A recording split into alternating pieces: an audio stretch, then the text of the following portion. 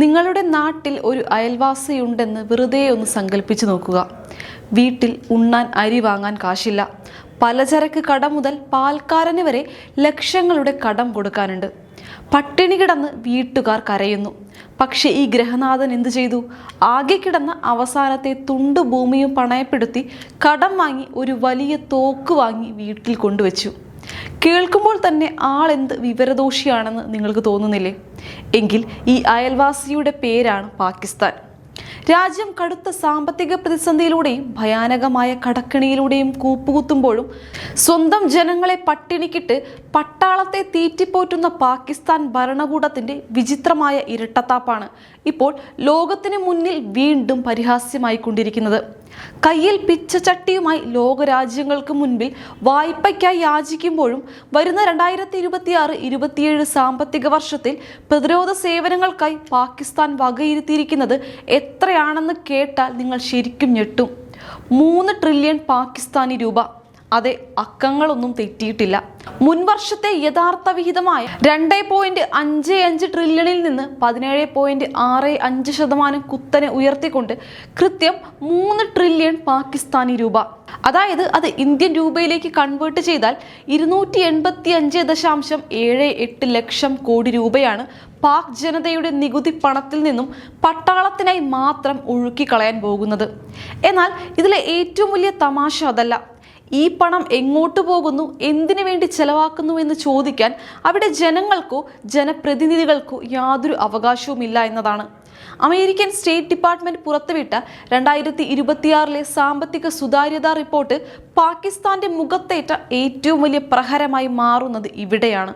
ഒരു ജനാധിപത്യ രാജ്യമെന്ന് പുറമെ നാടകം കളിക്കുമ്പോഴും രാജ്യത്തിന്റെ സൈനിക ഇന്റലിജൻസ് ബജറ്റുകളിൽ പാർലമെന്ററി സിവിലിയൻ മേൽനോട്ടം തീരെയില്ലെന്ന് അമേരിക്ക വളരെ വ്യക്തമായിട്ട് അടിവരയിട്ട് പറയുന്നു. ജനങ്ങളുടെ നികുതി പണം എങ്ങോട്ടാണ് പോകുന്നതെന്ന് വ്യക്തമാക്കാതെ വൻ തുകകൾ പട്ടാളത്തിന് വേണ്ടി മാത്രം വകമാറ്റുന്ന പാകിസ്ഥാന്റെ ഈ തട്ടിപ്പ് ശൈലിയെ അമേരിക്ക അതിരൂക്ഷമായാണ് വിമർശിച്ചിരിക്കുന്നത്. നിങ്ങളൊന്ന് ചിന്തിച്ചു നോക്കൂ. തങ്ങളുടെ വാർഷിക ബജറ്റും ധനകാര്യ പ്രസ്താവനകളുമെല്ലാം വളരെ സുതാര്യമായി ഓൺലൈനിൽ പ്രസിദ്ധീകരിക്കുന്നുണ്ടെന്നാണ് പാകിസ്ഥാൻ സർക്കാരിന്റെ അവകാശവാദം. പക്ഷേ ആ ബജറ്റ് രേഖകൾ തുറന്നു നോക്കുന്നവർക്ക് സൈനിക രഹസ്യാന്വേഷണ മേഖലകളിലെ ചെലവുകൾ മാത്രം കാണാൻ കഴിയില്ല. അതായത് ഫെഡറൽ സർക്കാരിന്റെ ആകെ ചിലവിന്റെ ഏറ്റവും വലിയ ഘടകങ്ങളിലൊന്നായി പ്രതിരോധ സ്ഥാപനങ്ങൾ മാറുമ്പോഴും ഈ തുകയുടെ ഒരു നല്ല ഭാഗവും പൊതുജനങ്ങൾക്ക് ലഭ്യമായ ഔദ്യോഗിക രേഖകളിൽ ബോധപൂർവം മറച്ചു വെക്കുകയാണ് ചെയ്യുന്നത്. സൈനിക രഹസ്യാന്വേഷണ ബജറ്റുകൾ ആവശ്യത്തിന് പാർലമെന്ററി അല്ലെങ്കിൽ സിവിലിയൻ പൊതുമേൽനോട്ടത്തിന് വിധേയമായിരുന്നില്ല എന്ന് അമേരിക്കൻ റിപ്പോർട്ട് തുറന്നടിക്കുമ്പോൾ പാക് സൈന്യം എത്രത്തോളം സുരക്ഷിതമായാണ് ജനങ്ങളെ കൊള്ളയടിക്കുന്നതെന്ന് നമുക്ക് മനസ്സിലാക്കാം. ഇതുകൊണ്ടൊന്നും തീരുന്നില്ല പാകിസ്ഥാന്റെ ബജറ്റ് മാജിക്. പാകിസ്ഥാൻ ഭരണകൂടം ജനങ്ങളെയും സിവിൽ സമൂഹത്തെയും വഞ്ചിക്കുന്ന മറ്റൊരു പ്രധാന ഘടകം ഈ ബജറ്റ് അവതരണത്തിലെ സമയക്രമമാണ്. ജനപ്രതിനിധികൾക്ക് ആസൂത്രിത ചെലവുകൾ വിശദമായി പരിശോധിക്കാനോ കണക്കുകളിലെ പൊരുത്തക്കേടുകൾ ചോദ്യം ചെയ്യാനോ ആവശ്യമായ സമയം നൽകാതിരിക്കുക എന്നതാണ് ഇവിടത്തെ തന്ത്രം. ന്യായമായ കാലയളവിനുള്ളിൽ എക്സിക്യൂട്ടീവ് ബജറ്റ് നിർദ്ദേശം പ്രസിദ്ധീകരിക്കാത്തതിനാൽ MP-മാർക്ക് അത് വായിച്ചു നോക്കാൻ പോലും സമയം ലഭിക്കുന്നതിന് മുൻപ് തന്നെ ബജറ്റ് പാസ്സാകും. അങ്ങനെ സൈനിക ആവശ്യങ്ങൾക്കായി വൻ തുക വകയിരുത്തുന്നത് യാതൊരു തടസ്സവുമില്ലാതെ തുടരാൻ സർക്കാരിനും സൈന്യത്തിനും എളുപ്പത്തിൽ സാധിക്കുന്നു. രാജ്യത്തിന്റെ യഥാർത്ഥ സാമ്പത്തിക സ്ഥിതി എന്താണെന്നോ പ്രമുഖ സർക്കാർ ഉടമസ്ഥതയിലുള്ള സംരംഭങ്ങളുടെ ബാധ്യതകൾ എത്രയാണെന്നോ വിദേശ കടങ്ങൾ എത്രത്തോളം ഉണ്ടെന്നോ ഒന്നും പാകിസ്ഥാൻ കൃത്യമായി പുറത്തുവിടുന്നില്ല. രാജ്യത്തിന്റെ കടബാധ്യതകളെക്കുറിച്ച് വളരെ പരിമിതമായ വിവരങ്ങൾ മാത്രം പൊതുജനങ്ങൾക്ക് നൽകി അവരെ ഇരുട്ടിൽ നിർത്തുകയാണ് ഭരണകൂടം. പ്രതിരോധ വിഹിതം കുത്തനെ കൂട്ടുമ്പോഴും രാജ്യം എത്രത്തോളം വലിയൊരു സാമ്പത്തിക ഗർത്തത്തിലേക്കാണ് വീണു പോയിരിക്കുന്നതെന്ന യഥാർത്ഥ ചിത്രം ജനങ്ങളിൽ നിന്ന് ഒളിപ്പിച്ചു വെക്കുന്ന ഈ തന്ത്രം തികച്ചും അഴിമതി നിറഞ്ഞതാണ്.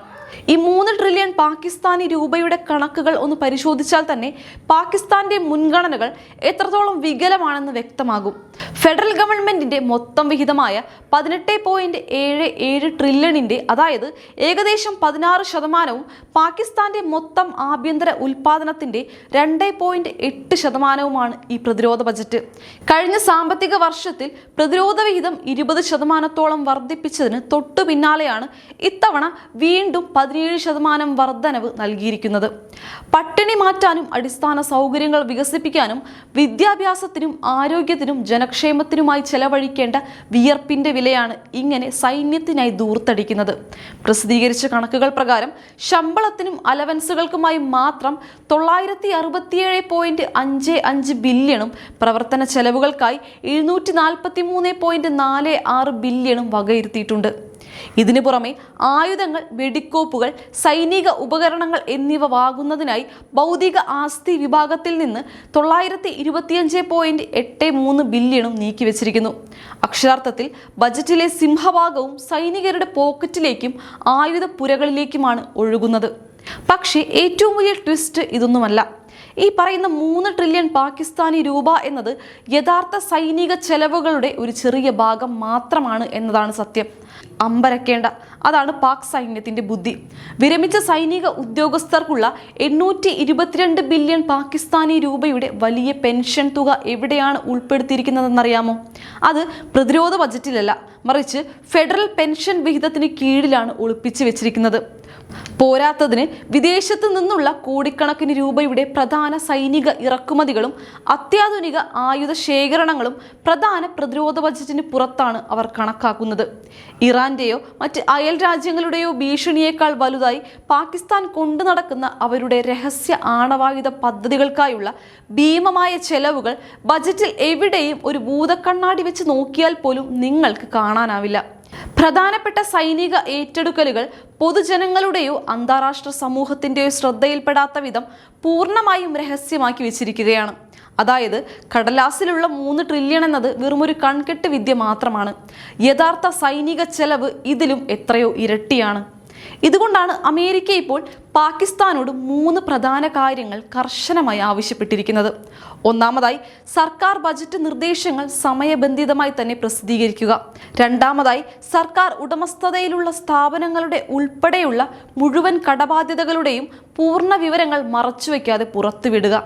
മൂന്നാമതായി, സൈനിക രഹസ്യാന്വേഷണ ബജറ്റുകൾക്ക് പാർലമെന്ററി അല്ലെങ്കിൽ സിവിലിയൻ മേൽനോട്ടം ഉറപ്പാക്കുക. സൈന്യത്തിന് രാജ്യത്തിന്റെ രാഷ്ട്രീയത്തിലും ഭരണ സംവിധാനത്തിലും അദൃശ്യവും എന്നാൽ അതിശക്തവുമായ സ്വാധീനമുള്ള പാകിസ്ഥാനിൽ ഈ അമേരിക്കൻ പരാമർശങ്ങൾക്ക് വലിയ രാഷ്ട്രീയ പ്രാധാന്യമാണുള്ളത്. അമേരിക്കയുടെ ചോദ്യം വെറുമൊരു സാമ്പത്തിക സുതാര്യതയെക്കുറിച്ച് മാത്രമുള്ളതല്ല, മറിച്ച് പാകിസ്ഥാന്റെ സൈനിക സംവിധാനത്തിന് ലഭിക്കുന്ന പണത്തിന്റെ യഥാർത്ഥ വലിപ്പവും അതിന്റെ ഉപയോഗവും എത്രത്തോളം അവിടെ പൊതുനിരീക്ഷണത്തിന് വിധേയമാകുന്നുണ്ട് എന്ന കൊള്ളുന്ന ചോദ്യം കൂടിയാണ്. പാകിസ്ഥാനാകട്ടെ ഇപ്പോൾ സാമ്പത്തികമായി തകർന്ന് തരിപ്പണമായി നിൽക്കുന്ന ഈ വേളയിൽ തന്നെയാണ് അമേരിക്ക ഇത്തരത്തിൽ അതീവ രൂക്ഷമായ ഒരു വെളിപ്പെടുത്തലുമായി രംഗത്ത് വന്നിരിക്കുന്നത്. പാകിസ്ഥാൻ ഭരണകൂടം അവിടുത്തെ പൊതുജനങ്ങളെയും ലോകത്തെയും ഒരുപോലെ കബളിപ്പിക്കുകയാണ് എന്ന വ്യക്തമായ സന്ദേശമാണ് അമേരിക്ക നൽകുന്നത്. സിവിലിയൻ ഭരണകൂടത്തെ വെറും നോക്കുകുത്തിയാക്കി രാജ്യത്തിന്റെ ഖജനാവ് കൊള്ളയടിച്ച് സൈന്യം നടത്തുന്ന ഈ സുതാര്യതയില്ലായ്മ പാകിസ്ഥാനെ കൂടുതൽ വേഗത്തിൽ സമ്പൂർണമായ ഒരു സാമ്പത്തിക നാശത്തിലേക്കാണ് തള്ളിവിടുന്നത്.